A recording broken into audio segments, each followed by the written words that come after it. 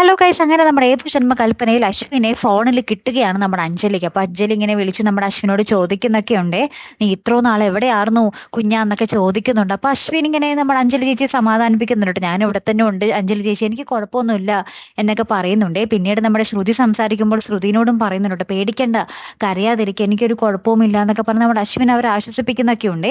അപ്പോഴും എന്തോ കാര്യങ്ങളിൽ ഇങ്ങനെ ദുരൂഹത, ഇത്രയും ദിവസം അവനെ എന്തിനു മറച്ചു വെച്ചു എന്നുള്ള കാര്യങ്ങളൊക്കെ ഇങ്ങനെ ചർച്ച ചെയ്യുകയൊക്കെ ചെയ്യുന്നുണ്ട് കേട്ടോ. പിന്നീട് നമ്മുടെ കാണുവാൻ സാധിക്കുന്നത് നമ്മുടെ അശ്വിനെ കുറച്ച് ഗുണ്ടകൾ ചേർന്ന് ഇങ്ങനെ കസേരയിൽ വീണ്ടും കെട്ടിയിടുന്നുണ്ട്. അപ്പൊ തന്നെ നമുക്ക് മനസ്സിലാക്കാം ഇത് ശ്യാമിന്റെ ആൾക്കാരാണെന്ന്. കാരണം നമ്മുടെ അഞ്ജലി പറയുന്നുണ്ട്, നമ്മുടെ ആകാശ് പോലീസിനെ വിളിക്കാൻ പോകുന്നു എന്നറിഞ്ഞപ്പോൾ തന്നെ നമ്മുടെ അശ്വിന്റെ കോൾ ഇങ്ങോട്ടേക്ക് വരികയായിരുന്നു.